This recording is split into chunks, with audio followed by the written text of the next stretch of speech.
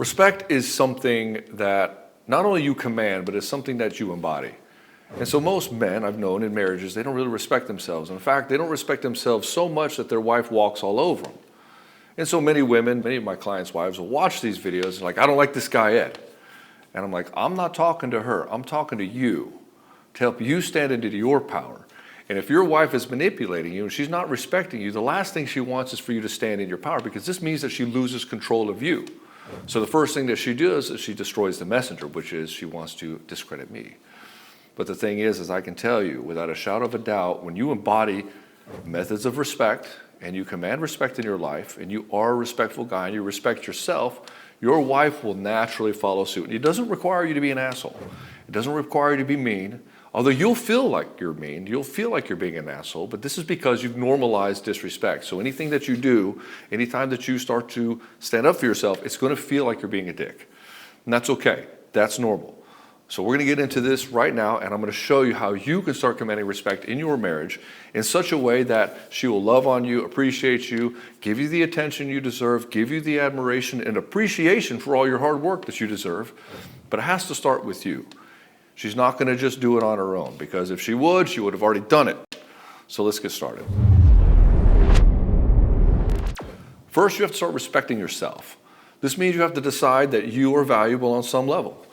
And most guys, they cannot own their own value because they tie all their value on what they produce and what they do out there. And society tells them this, that you are only valuable by what you can produce, how much money you make, how big your dick is, how much muscle you have, or what other kind of ridiculous, superficial thing is. And the thing is that if you notice the guys that command respect, they don't have all these things necessarily, but people still respect them. People still talk to them properly. People don't interrupt them. They listen when they speak. So what is it that they're doing differently?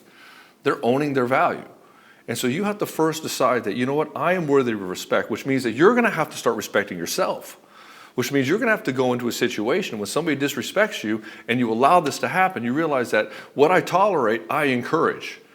Which means that you don't respect yourself and you're allowing this to happen to keep the peace. Or you're worried that something's going to happen. You're worried that this woman's going to leave you. You're worried of the conflict and you're worried of all these consequences for just having some sort of respect for yourself. And this thing alone will sabotage you completely. And so fear ends up ruling you instead of commanding respect. When you don't do the things that you say you're going to do for yourself, like going to the gym, or when you don't eat the food that's proper for you, you drink too much because you're trying to sedate, or whenever you let somebody walk all over you because you're ruled by fear, these are all things that you're disrespecting yourself. When you can't ask for the raise that you deserve, or you can't walk away from a job that's just toxic for you, or you can't walk away from a relationship where she's belittling you, shaming you, and emasculating you, and you just keep putting up with it, then you are not respecting yourself. When you cannot be true to who you are, and you go into this place of just allowing the world to just do what it wants to because you're just ruled by fear, you're not respecting yourself. And so until you decide that you've had enough, and you get angry on some level, nothing's going to change. And so when you finally get angry enough, you're going to draw the line. You're going to say, hey, I don't like this anymore. Something's got to change. And so for you to start commanding respect, you have to get to a level of intolerance. You have to be completely intolerant of the thing that keeps happening in your life. If your wife rolls her eyes when you try to talk to her, you have to become intolerant of that bullshit and then address it clearly and collide with her. There's no other way. If you want people to stop interrupting you, you're going to have to get into a place where you can say, hey, please don't interrupt me. You're going to have to get pissed off. You're going to have to get intolerant. Most guys are too nice to have the collision.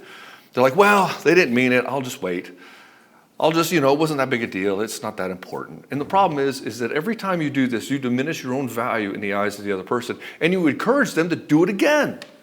And so then it gets worse, and it gets worse, it gets worse. You're like, I just need to turn the other cheek. I just need to be more patient. You're training these people to walk all over you. And so respect is something that you train people to do. It's something that you command. It is something that you say, no, this is how it's going to be when you're interacting with me. You don't have to interact with me, but you're not going to be in my presence if you're still doing this. So you have to firmly address this. So if somebody interrupts you, you say, please stop interrupting me. And you wait for them to respond to you. You don't just sit here and try to talk all over them or whatever. You address them directly. You have the collision, the one-on-one collision. Sounds like you have something that's more important to say than I do. What is it? Oh, They get put on their back foot. They don't realize they're doing it. People will do this. They'll interrupt because they don't feel that they are being heard. They'll interrupt because they want to feel important. They want to feel strong. They want to not be ignored. They want to be seen. And so you give them the attention that they want. It's just not in the way that they wanted it. And then they get the picture. Yeah, you're being a dick. So I'm going to highlight this to you. And so you have to always hold firm to whatever boundary that you have.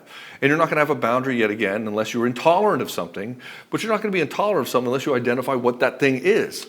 So you identify what that problem is, then you decide, I'm not putting up with this anymore, and then 3, you address it directly. You don't have sarcastic remarks, you don't get passive aggressive, you address it directly in a mature way. So if my wife rolls her eyes at me when I tell her something, I say, it sounds like you have something to say, what is it? She's like, I don't have anything to say. No, you do. You rolled your eyes. What's going on over there? What do you not approve of that I'm talking about? And she can deflect and she can do all these things. And then you can say, I appreciate you not rolling your eyes when I have something to say. If it's not that important to you, then I don't have to necessarily talk to you about it. And it's going to get spicy. She's going to think you're being a dick, and she will most likely attack your delivery, or she'll deflect onto something that you're doing. And whenever anybody does this type of thing, this is manipulation, it's because you're on target and they're trying to hide. And so if you want to command respect in your life, don't let people hide. Handle it. Now, with that being said, if it's not your wife, if it's somebody that you just met, simply walk away. It's not worth your time or energy. You're not going to try to get them to change. They're not going to change. Hell, people can't change themselves. Well, you're going to make them change? It's not going to happen. But what you can do is you can create a series of circumstances where if they want to be in your presence and interact with you, they must abide by these rules. If they don't abide by these rules, well, they don't get the pleasure of your time and attention. And that's all you have to do. You don't have to be a dick. You just simply pivot, turn around, walk away. They make a joke at your expense. Don't say anything. Just leave the conversation mid-sentence. Leave the dinner table. You don't have to be there. They will get the picture. They will understand, and then you'll walk away with dignity in your own self-respect. Don't worry about being rude. You don't have to worry about that. You have to live with yourself at the end of the day. You have to live with your own self-respect. And until you can respect yourself, to not put yourself in situations like this, nothing's going to shift. Nothing's going to change. So when you notice some sort of disrespect happening, don't just tell the person, I don't like disrespect. That's a term that can mean anything to anybody. Respect for you means something different for your wife. It means something different for your boss and something different for your best friend. It means something different for your dog and your children. So you have to define what respect is for you, and you have to get very granular with this. So for me in my marriage, I don't tolerate bad tone of voice. I don't tolerate passive-aggressive language or raising your voice or being sarcastic or shaming or guilt trips or any kind of emasculation. None of that should happen. We're in a marriage, and as two grown-ass adults who love each other very much, we treat each other with love and respect. Why? Because obviously, why wouldn't we do that? And when you don't allow that to happen in your relationship, when you allow something else to happen, then you're encouraging this person to act worse and worse towards you. Let's ignore the fact that why is she even doing that to begin with? If you're her husband, she shouldn't be treating you this way. It doesn't matter how angry or upset somebody is. It does not give them the right to talk down to you or roll their eyes or be sarcastic or call you names or belittle you or shame you or emasculate you or guilt you. And these are the weapons that a lot of wives employ very regularly to most men all the time. And they keep doing it because you allow it. Again, what you tolerate, you encourage. So first you have to spot the thing, then you get intolerant of it, then you have the collision. You state clearly what it is that's going on, and if that doesn't happen, you walk away. You might even have to walk away from a marriage. You may have to walk away from friendships. You may have to walk away from family members. Because once you address it, and then you tell them it's not okay, and they keep doing it, they're telling you they don't give a fuck about what you care about.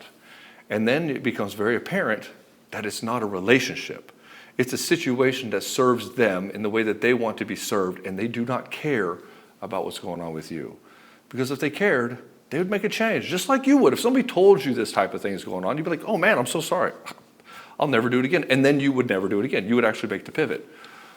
So this whole game of double standard that nice guys have has to go out the window. Anyways, brother, I hope this is helpful for you. Definitely do this. This will radically alter your life. If you would like some help from me directly, there's a link in the description below where you can set up a question. I'll answer your question directly. Or if you want to have a public coaching call where I'll dive into your situation, into you for an hour, it will be posted here on YouTube. But we can change your name if you're a little bit worried about that. I will help you with that too. Anyways, I love you very much, and I'll see you in the next video.